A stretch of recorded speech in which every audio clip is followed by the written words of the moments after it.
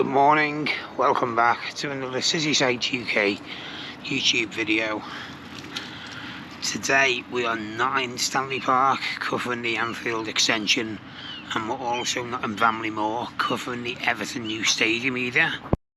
Today we're at Liverpool City Centre and we're going to be showing you exactly what Lime Street now looks like now that the project has been complete. So we've just got the drone up in the air just to show you exactly what it looks like. Before we begin, as always, if you do like the video, you can comment, share and subscribe to our channel for future videos that will be coming very soon. There's also a new link in our description called Buy Me a Coffee. If you wanted to do that, it'd be greatly appreciated. But right now we're going to get into this video. We're going to get up in the air and see what this is looking at like. Okay, so this is where we are today.